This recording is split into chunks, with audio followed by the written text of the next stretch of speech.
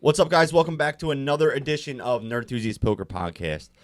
Make sure you check out our sponsor, theslotsquad.com. They're great. They have all the exclusive sign-up bonuses for all the legal casinos, poker sites in the United States. So if you're in one of these legal areas, you want some free money, go sign up. They have match bonuses, deposit bonuses, and they stream every single night with giveaways. Go check them out, theslotsquad.com. And let them know that Hoagie sent you. We've been doing a little thing at the end of every segment about the NFT world. And, dude, I'm telling you, dude, like, I've had people, like, say something like, well, if you watched our podcast or listened to it 2 months ago, you would have made money when we told you to get in on it. So seriously. What do we got now in the NFT world, man? What's new in the NFT world? Well, I'm just going to preface it again. So Anthony and I are 80s babies, right? So are we millennials or what? We're like on the cusp of three different things. Like we're like Generation Y, Millennial, X. I definitely think we're Y because we grew up. I think we grew up in a different world than millennials. Only because, think about when you first got your cell phone, or you know what I mean. Like we were already 18. Here's how I define it in my mind. If you can remember not having a phone or not having internet, you're not a millennial. Yeah, no, that's how I define it, because I remember specifically not having both of those. Yep. But like I just want to preface, like, every time we talk about this, like, we missed out on a lot of things that we could have made a substantial amount of money on, and it was like staring us right in the face. We weren't worldly enough to know about it. And like, obviously one is just like, with Bitcoin coming out and crypto, and I feel like, if we had a DeLorean and we could go back in time and grab that, I don't know, or go in the future and grab an almanac and come back and be like, yo, here, dude, this is what you got to do. Do this, do this, do this. We would be much better for it. But I think with the NFTs, like, it's so new, even though it's not really new, that there's still so much money to be made. And like, look, let's just be honest. We are not in it for the artwork. We're not in it for the beauty or what it means or represents. I mean, some things are cool, like worth hanging on to, but we're in it for the flip. We're in it for the financial gain. So again, like you said, we talked about the WPT thing. We made some decent money there. And when I say decent money, we're not talking six figures. We're talking decent money. We talked about DraftKings and how they're coming out with the marketplace, and that has blown up. Yes, that is just, we got in there way early. We made our money. Now we're trying to like get in, but the drops are like huge amount of people in the drops now. It's very hard to get in. But if you listened to us from the get-go, you would have been in on this. So we're trying to do our research and see what's happening, what's coming, and trying to get in on it while we still can. And like I said, I priced this before, and I'll say it again. Until my mom knows what NFTs are, there's still money to be made. So now, when we talk about this, we're not going to pick one that is obvious, like, CryptoPunks or Crypto Toads or Loot or whatever, these things that have already blown up. We're looking at things that, like, we think might have the potential, and that's just because, like, we're trying to get a feel on the market. And the one thing that stood out to us early was this new NFT. They're called Foxxies, okay? So it's basically like an image of a digital fox. There's 4,501 of them that were available at the time of mint. Now, unfortunately for you, they've sold out. The mint began, or I think it was like back in September, like the first or second week of September was when they first gave you an opportunity to mint them for 0.05 ETH, which at that time it was like $160, $170 conversion. But the thing with these are, and this is where, like, each one of these NFTs, they're like doing things a little bit different than the one prior to, just to make them a little bit more unique. So with ownership, you get like a mint or a mint drop of a pixel version of your Foxy. So not only do you get the Foxy that you purchased, the digital artwork, but you also get like a pixelated version of it, like the CryptoPunk, how that looks. And that was after they all sold out. So I think they're still in the process of that. If you own one, they'll drop it to you, and then you can actually sell that on the secondary marketplace. But what's really cool about this and what they're trying to do with their project is they're trying to create their own digital art platform where ownership of a Foxy gives you voting rights into what actually gets put on this platform for sale. So like the biggest platform right now is obviously OpenSea. Like they have the ability to sell a whole bunch of different NFTs, but they're going to sell their own version of drops, basically saying like, okay, you're an artist, you want to use our platform to sell your product, you present it to us, and then we'll decide if that's what you want, if we want to have you come on. And it makes it a little bit more like Premiere. Yeah. Like OpenSea, anyone can go on there and put stuff. But that's the thing. Like there's so much stuff out there right now that you don't know what's good and what's not. And then these littler, more specific, unique ones are like, look, we're going to get rid of the drib drab.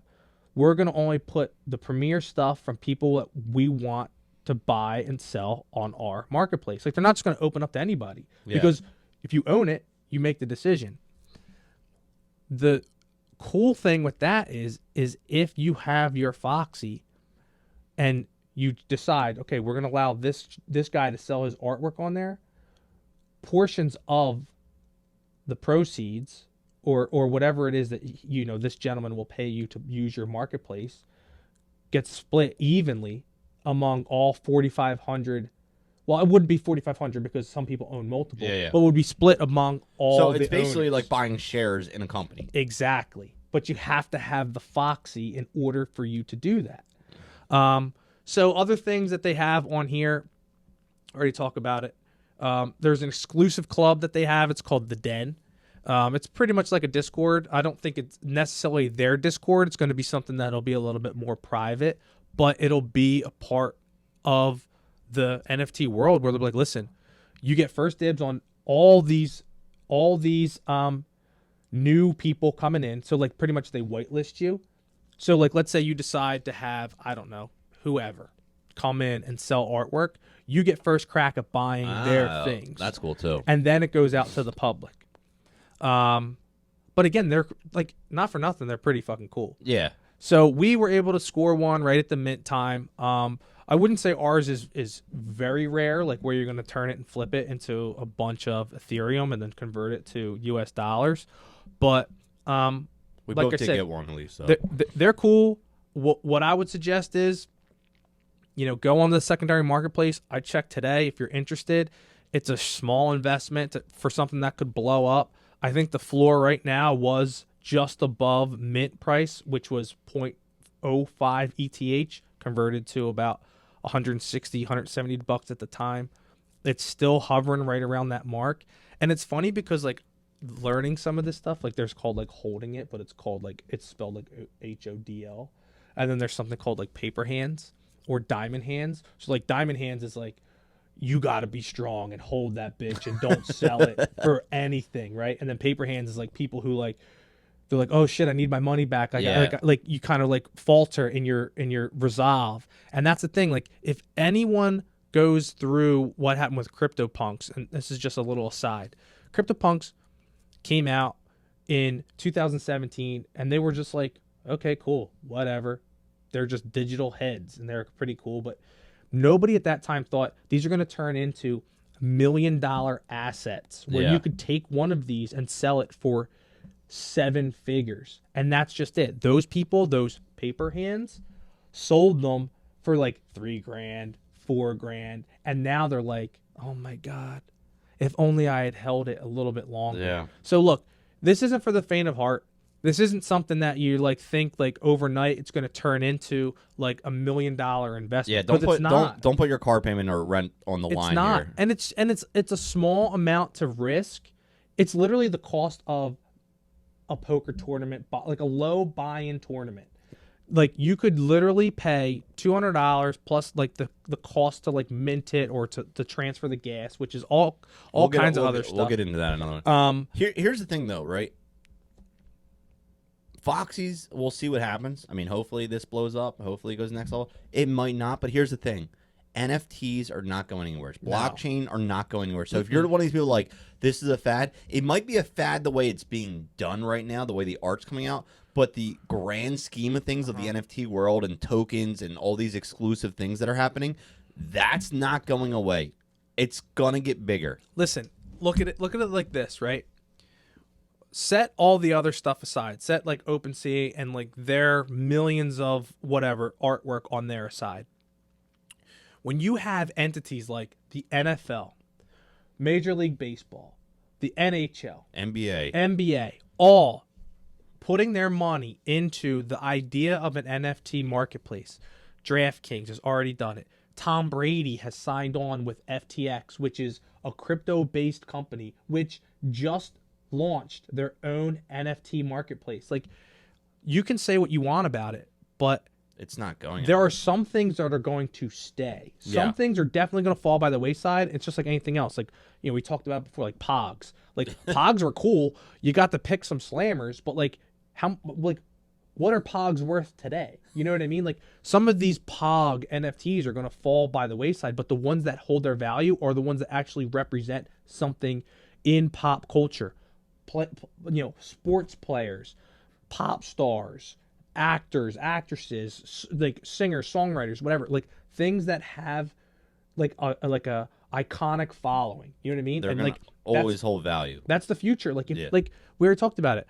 Theta, the ones that teamed up with WPT, they're going to be launching with Katy Perry at the end of the month. And like, listen, with Katy Perry, it is what it is, but it's called a trickle down effect. Someone's going to see Katy Perry get into this, and the next thing you know, you're going to see like even bigger, like singer songwriter stars getting into like these things and so on, and it's just going to be a mainstay. Like, it's the future of like anything really, like, digital digital art is like the future. Like, if you have ownership in digital art, because like, think about it, when the internet came out, do you think people were like, oh, this is going to be here, you know, for forever? Like, no, people are like, oh, this is just a fad.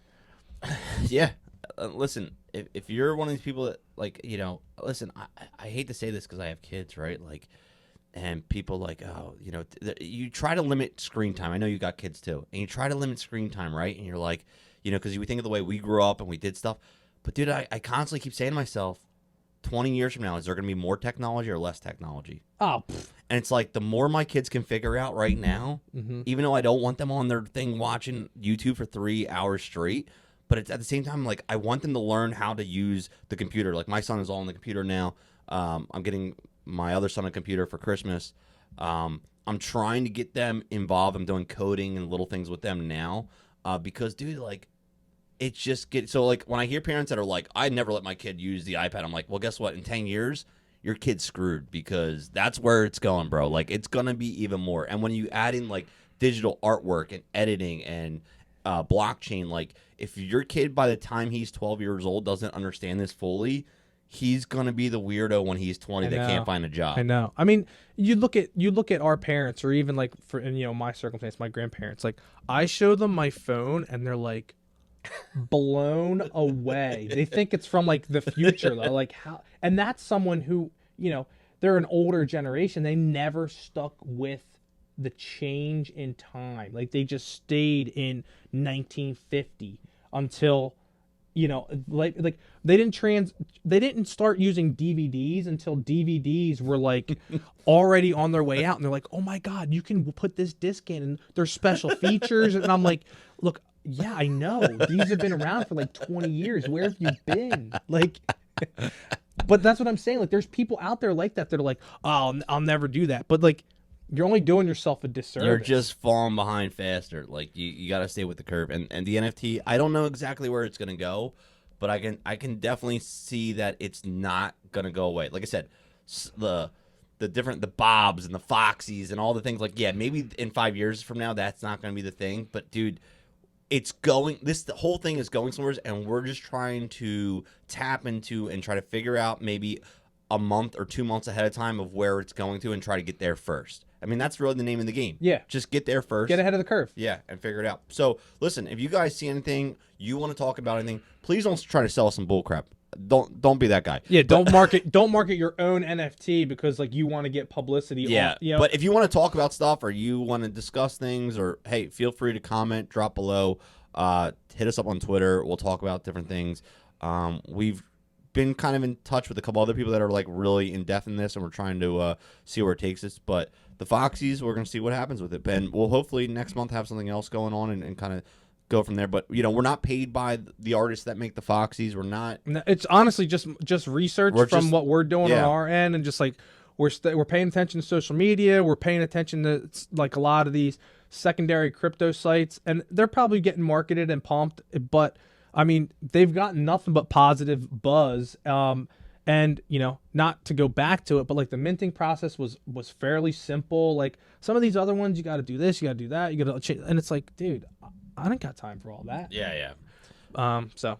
Well, anyway, make sure you guys follow, hit the sub button, comment below, like, and make sure you check out our other channels. So we have Nerdthusiast is a brand.